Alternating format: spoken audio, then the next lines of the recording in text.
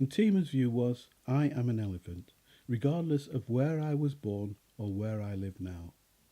I don't have a problem adjusting my behaviour to suit a different environment, but I must know what I am before I can make any adjustments. I need to define and manage any adjustments I make, not change to suit how others define and wish to manage me. And Ntima found it difficult to raise these points, as few there had any experience of the wild, so could never understand. Those who could understand were not sympathetic, as escaping the wild was why they were there. They were more than happy to become a human's animal, if it meant retaining the perks of their new life. Humans helped to foster this by punishing animals that behaved as animals, eating what or who they shouldn't, damaging property, or attempting to roam free. These animals were locked in cells, given drugs, or even put to sleep. And Ntima understood that the only way in which there could be equality would be if animals are respected as animals, not as zoo creatures. And Ntima knew what humans did to animals in the wild. Her presence here was testament to that. No amount of zoo equality will change that. Unfortunately, it appeared as though the zoo animals had little idea or cared little for what happened to wild animals.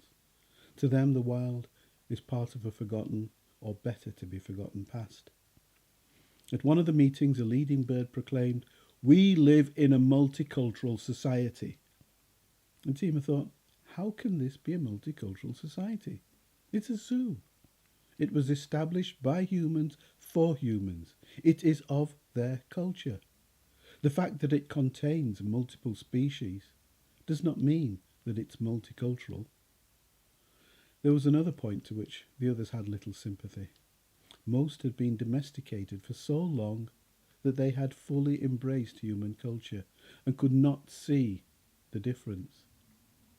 It appeared as though their understanding of self came via human interaction, or what they'd learned via human discourse. And Ntima joked that the birds knew more about ornithology than they did about being a bird. Most animals believed humans to be a superior species, the top of the food chain, even though there were many in the zoo who could easily kill and eat a human being with little effort, if they so desired. They saw humans as being advanced, sitting atop the evolutionary ladder, a species to be emulated. Subconsciously or consciously, they craved for human respect. There were a number of paradoxes here that appear to have escaped even the most intelligent birds.